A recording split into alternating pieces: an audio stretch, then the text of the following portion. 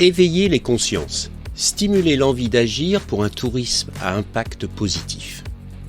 Expérientiel est un podcast indépendant qui explore les leviers d'action nécessaires pour repenser le modèle actuel du tourisme et répondre aux défis futurs du secteur.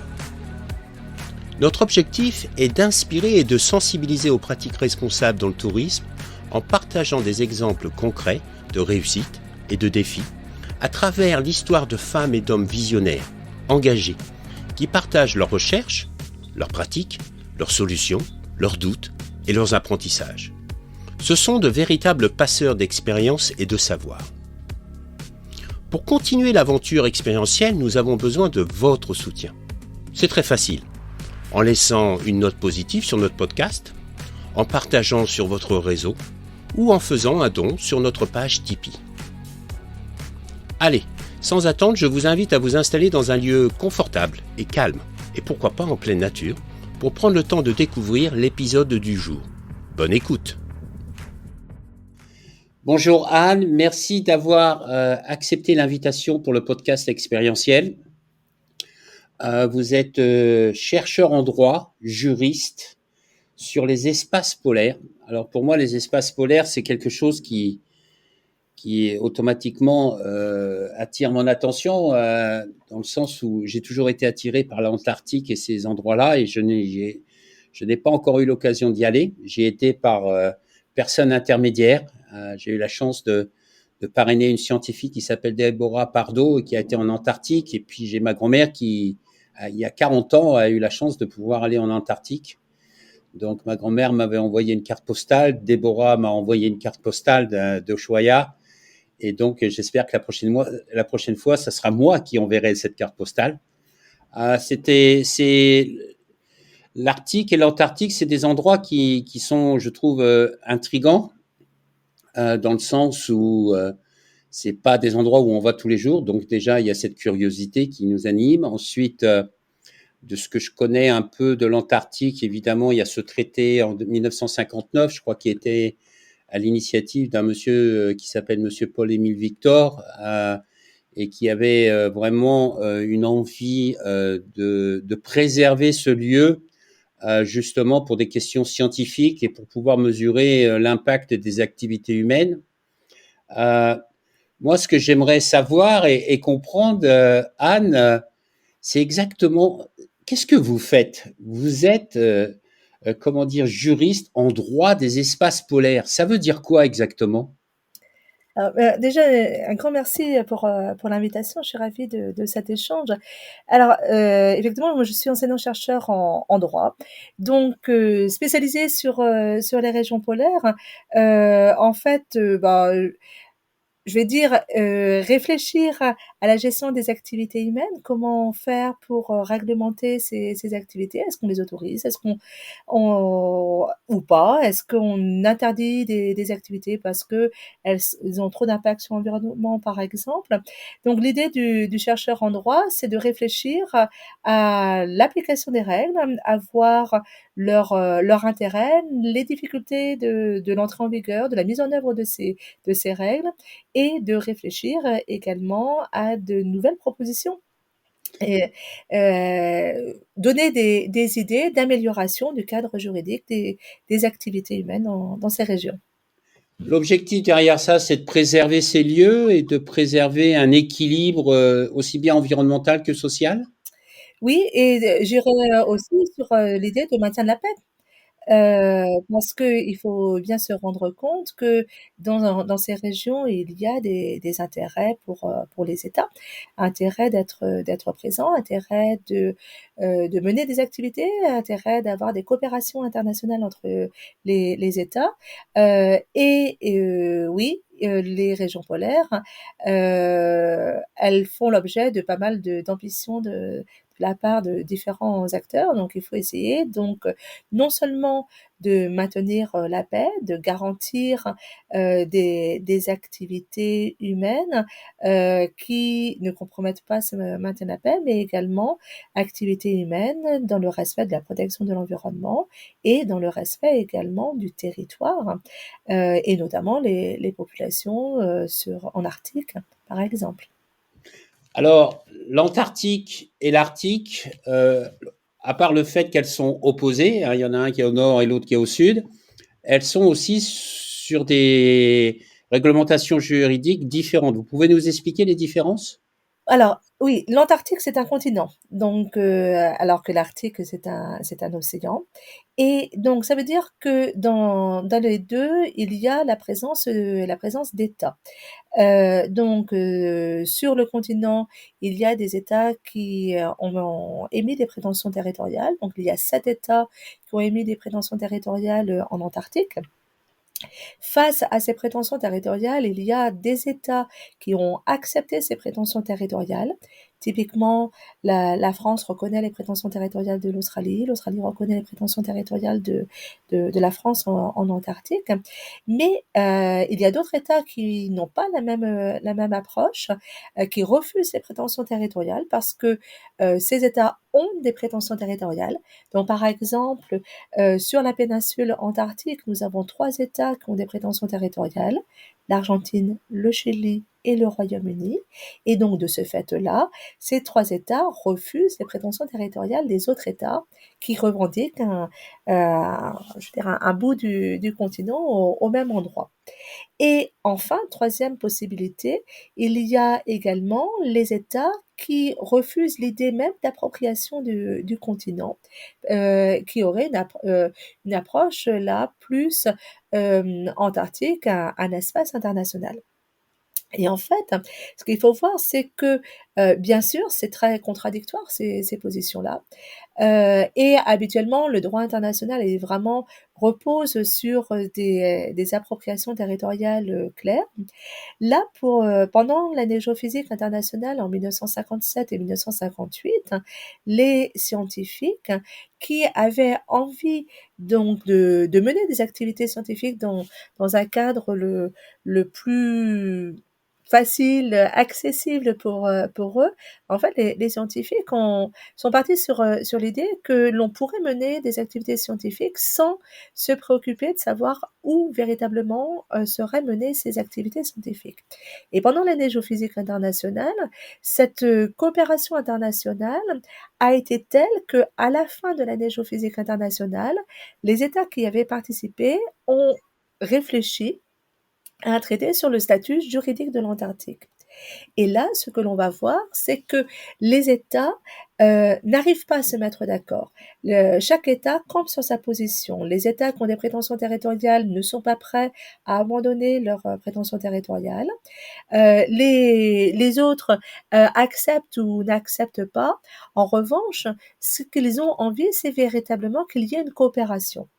Et là, en 1959, le traité sur l'Antarctique va créer un mécanisme, alors je vais dire moi extraordinaire parce que je trouve ça très fort de la part des États. En tout cas, les États vont dire que effectivement, nous ne sommes pas d'accord, mais on va consacrer ce non-accord, on va donner la possibilité aux États de garder leur position.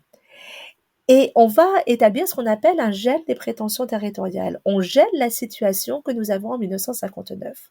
Il y a des États qui ont des prétentions territoriales, qui peuvent continuer à dire c'est chez nous. Et il y a d'autres États qui peuvent accepter ou non ces prétentions territoriales. Ici, ce qui est le plus important, c'est que les États ont dit nous ne sommes peut-être pas d'accord sur le point de départ, mais nous voulons coopérer ensemble. Et sur ce fondement, sur ce jet de prétention territoriale, les États ont établi tout un mécanisme qu'on appelle un système de traité sur l'Antarctique qui a permis de conforter les réglementations en la matière. Et Est-ce que donc, c'est la même chose? Et pour l'Arctique, alors, c'est peut-être plus compliqué, non? alors, pour l'Arctique, là, il n'y a pas de contestation des prétentions territoriales. Les États qui bordent l'océan Arctique, le Canada, les États-Unis, la Russie, on ne conteste pas leurs prétentions territoriales. Et de ce fait-là, il y a également la possibilité pour ces États côtiers de se comporter en tant qu'États côtiers. Donc, c'est-à-dire qu'ils vont pouvoir gérer, en tout cas les activités qui sont sous leur juridiction, mais également même, en mer avec les espaces marins classiques, que l'on a ou que l'on soit pardon, dans le monde. Donc c'est-à-dire que les États côtiers ont des droits bien sûr sur leur territoire terrestre, mais également ils ont des droits, sur, les espaces maritimes et les États vont néanmoins également accepter l'idée de rechercher une coopération internationale dans le cadre non pas d'une organisation internationale comme ce que nous avons pour l'Antarctique, mais dans le cadre du Conseil de l'Arctique qui permet aux États de se rencontrer, de discuter avec des représentants des populations locales et en cherchant justement à prendre alors des initiatives, des directions en faveur d'une coopération entre les États. Alors, vous travaillez pour l'Institut universitaire européen de la mer. Autant j'imagine la relation avec la France, je veux dire en Antarctique. Par rapport à l'Arctique, est-ce que c'est parce qu'il y a le Groenland que vous vous retrouvez à discuter aussi au sujet de l'Arctique ou parce qu'il y a d'autres questions? Non, mais tout simplement parce que, je vais dire les régions polaires sont un lieu de recherche extraordinaire, hein. Que l'on soit en Arctique ou en Antarctique, ce sont vraiment des lieux pour les chercheurs, qui oui, je vais me répéter, mais qui est extraordinaire parce que il y a beaucoup de choses à faire. La France est par nature une nation scientifique polaire hein, avec depuis longtemps la présence sur place, que ce soit en Arctique ou en Antarctique, de chercheurs français, mais également avec une coopération des chercheurs français dans le cadre de programmes internationaux en Europe ou internationaux de manière plus générale. Et nous avons de la recherche polaire dans toutes les disciplines, que ce soit la glaciologie, la biologie, le droit, l'anthropologie. On a une tradition de recherche polaire importante. Quel est le rôle de l'Institut universitaire européen de la mer? Alors, l'Institut universitaire européen est ce qu'on appelle une école interne de l'Université de Bretagne occidentale, donc l'Université de Brest. Donc, c'est-à-dire que à l'UM, il y a une coopération privilégiée avec certains acteurs comme l'IRD, l'IFREMER, que l'on retrouve dans les laboratoires que nous avons à l'IUM. Actuellement, nous avons 7 laboratoires, donc avec des chercheurs de toutes les disciplines, ce qui permet d'avoir des travaux de recherche, mais également de la formation, de l'observation. Et au sein de l'IUM, nous avons également ce que nous on appelle un axe polaire. Donc c'est-à-dire que on a une soixantaine de chercheurs au sein de l'IUM qui mènent des activités de recherche polaire. En fait, ce qu'il faut savoir, c'est que Brest a une tradition polaire importante. On a juste à côté de l'IUM, on a l'Institut polaire français qui est physiquement notre voisin. Nous avons également à Brest le préfet maritime qui est compétent également sur les régions polaires. Nous avons d'autres institutions. Les principales institutions polaires autres ou hors ministère, en fait, elles sont sur le territoire brestois. Donc c'est pour ça que depuis longtemps, on a des coopérations avec les différentes institutions, mais on a également une recherche polaire importante avec effectivement la présence de chercheurs dans différents programmes polaires.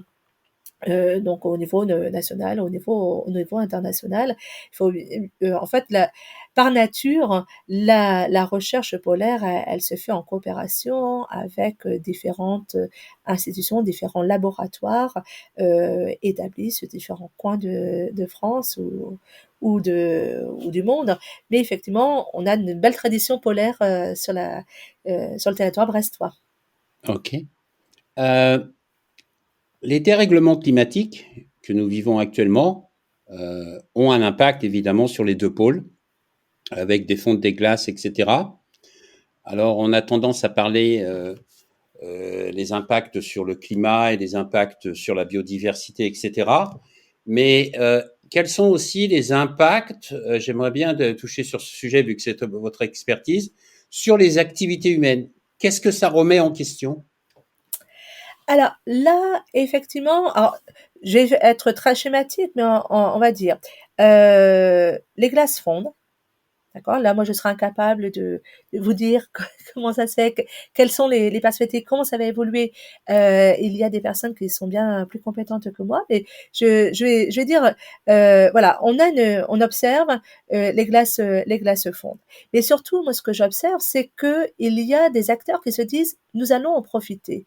Nous allons pouvoir envisager des activités qu'on n'envisageait pas avant, parce que ces régions-là étaient beaucoup plus inaccessibles. Il y a effectivement, typiquement des entreprises qui se disent, ben voilà, nous, on a envie de se développer, on a envie d'aller vers de nouveaux marchés, et pourquoi pas les régions polaires. Je prendrais par exemple les nouvelles routes maritimes. C'est sûr, et on observe des entreprises qui sont prêtes à investir pour se dire, bah tiens, je vais passer par le passage du Nord-Ouest, je vais passer par le passage du Nord-Est. Après, moi, je serais beaucoup plus nuancée par rapport à certains chiffres que l'on voit dans les médias, mais c'est pas, comment dire, un développement. Euh, voilà, c'est toujours difficile d'évaluer combien de navires pourraient passer, de quelle manière. Il faut pas oublier que même si on a un réchauffement climatique, pendant l'hiver, la glace se reforme en Arctique ou en Antarctique. Donc, il faut pas oublier aussi que il y a les icebergs qui existent, et que naviguer dans des régions comme ça, c'est pas facile. On va pas naviguer dans les régions polaires comme si on naviguait là, par exemple, je sais sur Brest, on naviguait au large de la Bretagne. Mais il faut se rendre compte que il y a de nouvelles entreprises qui se tournent, et alors que ce soit pour la navigation, que ce soit également peut-être pour l'exploitation des ressources minérales, mais aussi, surtout, on voit actuellement le développement du tourisme dans les deux régions. Alors justement, vous me tendez une perche. Quels sont les impacts d'un côté positif et d'un autre côté négatif, justement, de ce développement d'activités touristiques? Est-ce qu'ils ont un impact aussi bien sur l'environnement, aussi bien aussi sur les peuples autochtones, surtout je parle dans les régions polaires, je pense. Euh, Est-ce que vous observez déjà une évolution des impacts Alors, oui, sur les impacts. Alors, c'est vrai qu'il est souvent dit que le tourisme pourrait être un moyen de développement des communautés en Arctique. Euh, Pourquoi pas?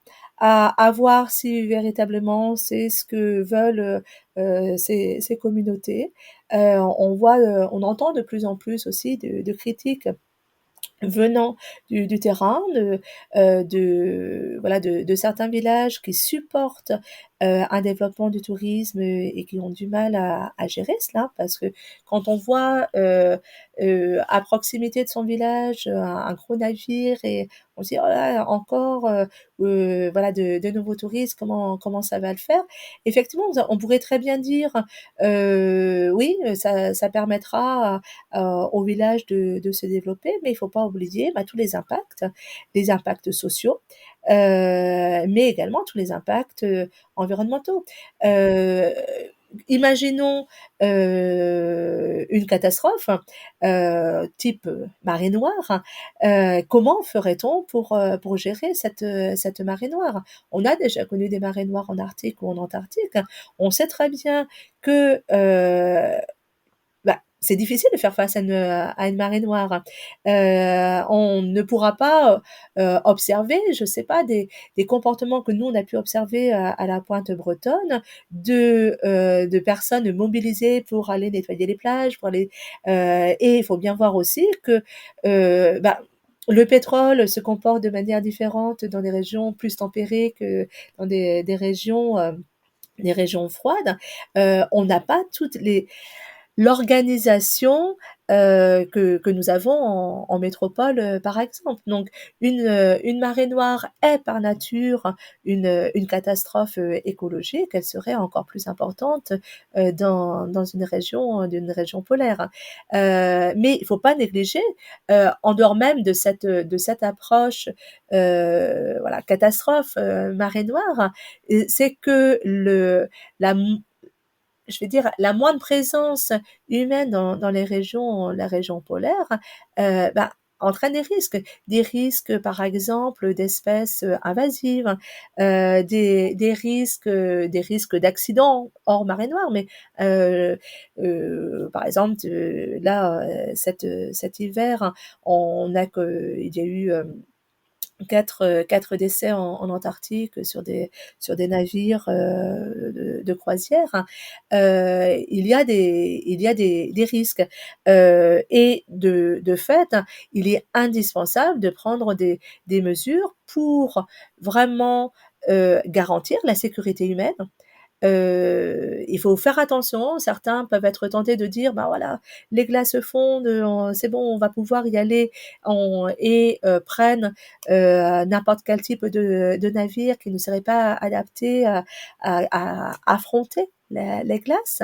On a souvent cette image de région polaire libre, où on peut faire ce que l'on veut, et on oublie les risques associés. Donc il faut vraiment voir les risques liés à la sécurité humaine et les risques liés également à la protection de l'environnement.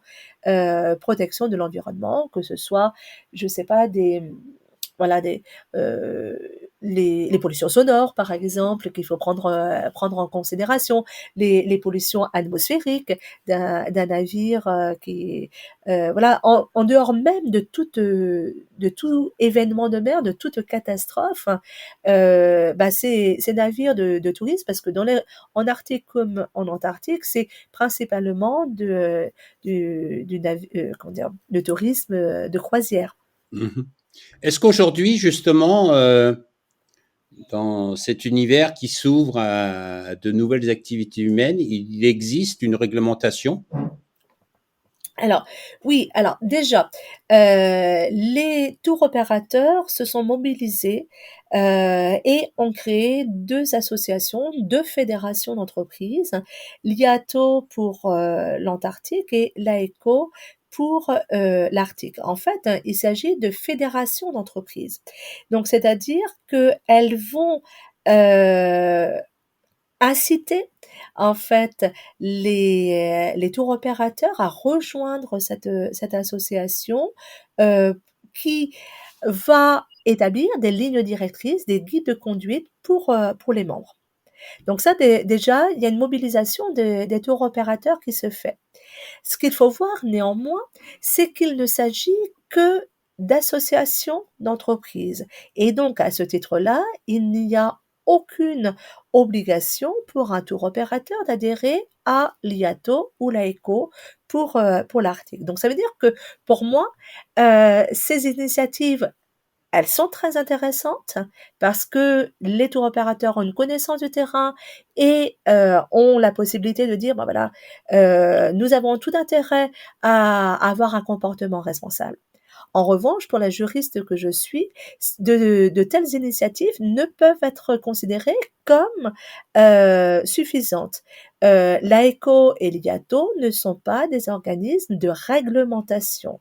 Ce sont des fédérations d'entreprises qui voilà, donnent des directives, des orientations pour leurs membres. En revanche, elles n'ont pas d'obligation ou de possibilité de contrainte.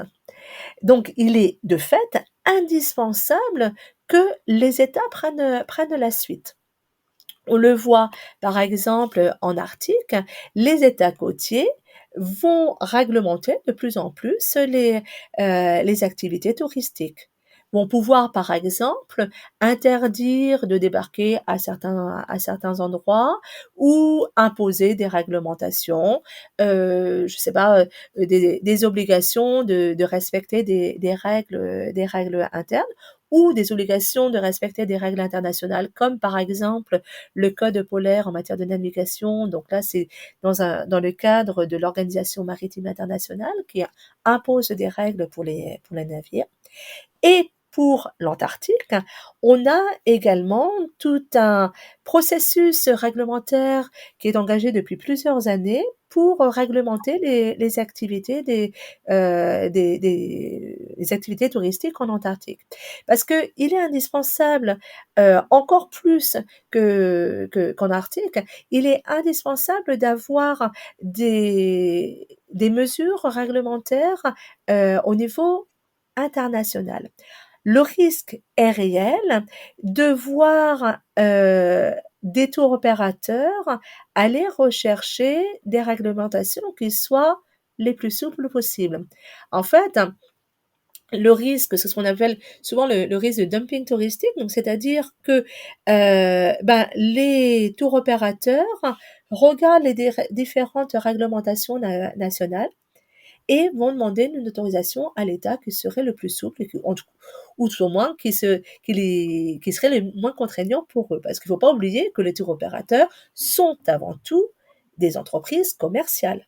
Elles ont beau dire ah ouais, mais moi je me préoccupe de l'environnement, j'ai envie de faire bien les choses. Elles veulent être concurrentielles par rapport aux autres tour opérateurs. Donc en fait, le risque est réel de voir un tour opérateur se tourner vers un État qui serait plus souple, moins regardant en matière de protection de l'environnement, par exemple.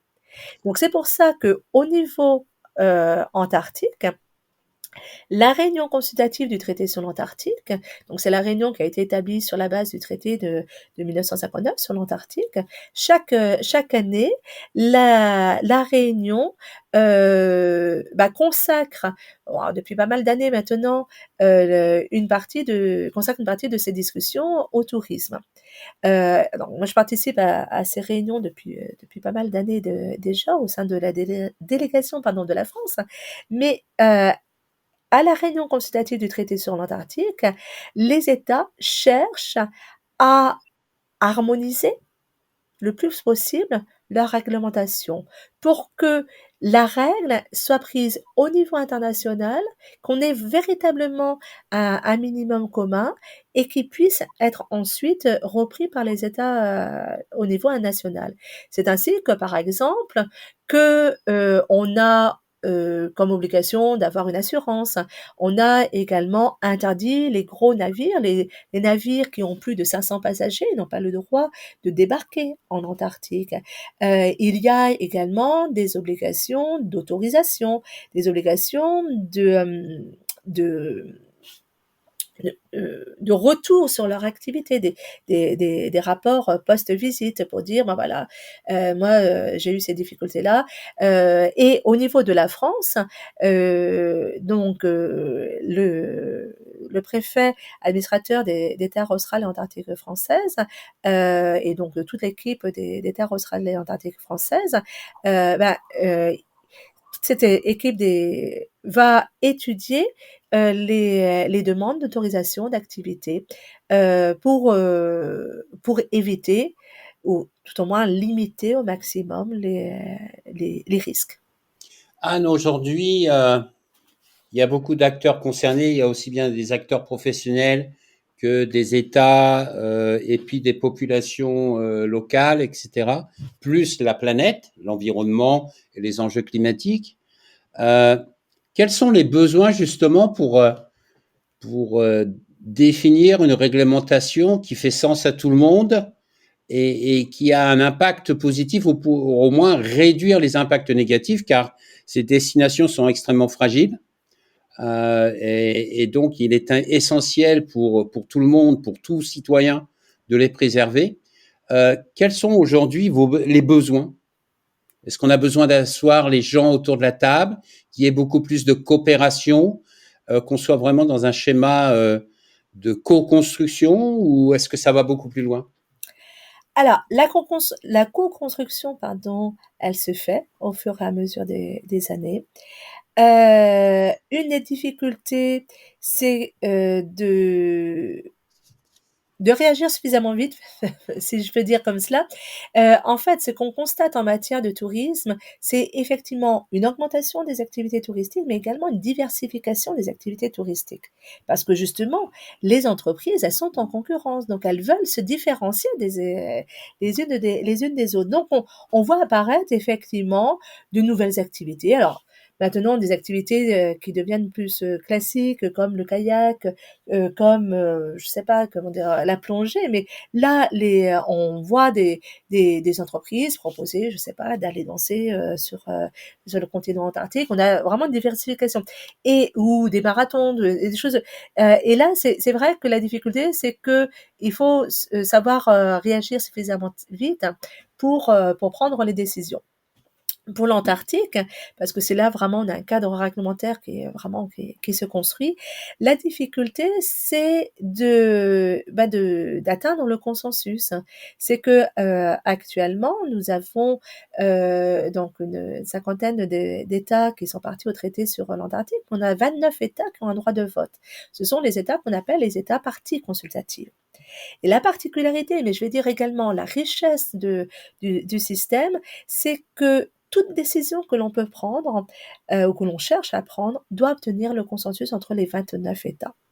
Donc ça veut dire que 29 États, il va falloir convaincre 29 États de l'intérêt de la règle. Donc ça veut dire qu'actuellement, les négociations sont longues. Il suffit qu'un seul État dise non pour que la décision ne soit pas adoptée. Mm. Alors, c'est pour ça que il faut prendre en compte cette idée, c'est qu'il y a véritablement cette volonté de co-construire. Mais il faut également se rendre compte de la difficulté de la règle juridique. Mettre d'accord 29 États, c'est pas facile. Donc, il y a tout un processus de négociation qui se fait. C'est vrai ça donne l'impression d'être lent, mais moi je dis souvent, je suis en faveur des petits pas, c'est-à-dire que petit à petit on construit et il faut surtout garder son cap et il faut surtout aller vers une protection plus importante, avoir des obligations les plus importantes. Et je dis souvent aussi, c'est que le consensus a quand même l'intérêt que une règle ne sera acceptée que si tout le monde est d'accord. Et donc, ça veut dire que la mise en œuvre de la règle, elle peut être de fait plus facile.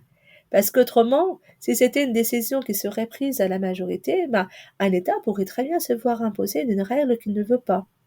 Alors que là, le consensus euh, part du principe que voilà, l'ensemble des États, ils sont tous d'accord, donc c'est peut-être plus facile de mettre en œuvre la règle. Mais est-ce que ce processus de consensus est cohérent par rapport à l'urgence climatique d'aujourd'hui? Je veux dire, est-ce que parce que c'est souvent une question qui revient ou un point qui revient dans le rapport du GIEC, c'est de dire bah voilà, les décisions gouvernementales sont toujours trop lentes, quoi.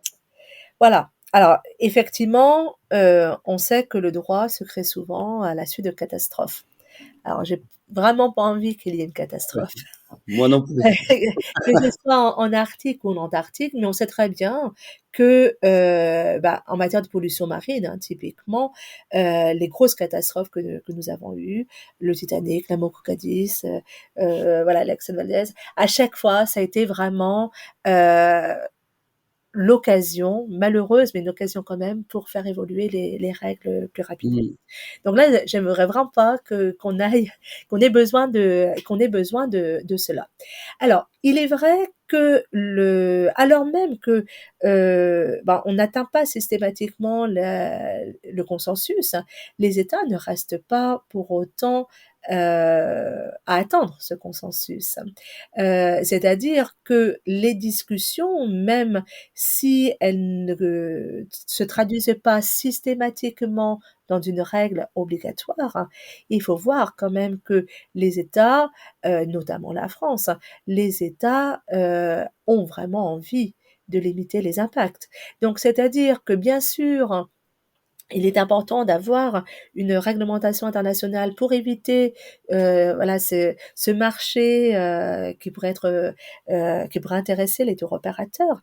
Les États également prennent des mesures et typiquement les réglementations nationales s'inspirent des discussions lors de ces réunions, des réunions internationales. C'est que on a quand même une volonté de la part des États d'améliorer les choses, parce qu'on sait très bien que les risques sont réels. Et que une fois qu'on autorise une activité, après, oui, c'est peut-être un peu trop tard. Donc, il y a toujours cette volonté d'avancer. Merci beaucoup, Anne, pour cet échange très intéressant qui nous donne une autre perspective aussi des enjeux que nous vivons aujourd'hui et qui vont la réglementation, préserver les lieux, les populations et puis avoir développé des activités humaines équilibrées qui n'ont au moins un minimum d'impact. Et je pense que des destinations comme l'Antarctique et l'Arctique sont des destinations extrêmement importantes à protéger, car elles sont une telle source d'information d'un aspect scientifique, et puis aussi une source de rêve, c'est-à-dire que des fois, de ne pas pouvoir avoir accès à quelque chose, eh bien, ça nous fait rêver encore plus, et je crois qu'on a besoin de rêver, c'est important de rêver. Je dis toujours que tant que j'ai la capacité de rêver, ça veut dire que je suis en vie, et donc, je veux rester en vie pour le moment. Donc, voilà. Merci beaucoup pour cet échange, Anne. Je vous dis à très bientôt et bonne continuation dans vos projets. Merci beaucoup et je suis ravie de cet échange. Et surtout, voilà, il faut continuer à réglementer et faire en sorte qu'on gère bien ces régions polaires pour pouvoir aller plus loin. D'ailleurs, et réglementer ne veut pas dire punir. Ah non, tout à fait. C'est effectivement envisager l'activité, prévenir les risques et faire en sorte qu'on ait voilà, une activité qui puisse être faite avec le moins d'impact possible. Donc, d'une certaine manière, la réglementation, c'est pour aider à préserver notre planète. Voilà. Et pas systématiquement interdire, mais il n'empêche que certains endroits, dans les régions arctiques ou antarctiques, mériteraient quand même d'être préservés totalement. C'est le cas, par exemple, des aires marines protégées et limiter. Le tourisme, pour moi, en revanche, même si on ne peut pas interdire totalement, parce que là, les États n'accepteraient pas, en tout cas pour l'Antarctique. En revanche, pour moi, il est indispensable que certains espaces soient encore plus protégés. Merci beaucoup. Bonne journée. Merci beaucoup. À bientôt. À bientôt. Nous espérons que cet épisode vous a été enrichissant et que nous avons pu semer des graines d'inspiration et d'action pour vous accompagner dans votre démarche vers un tourisme à impact positif.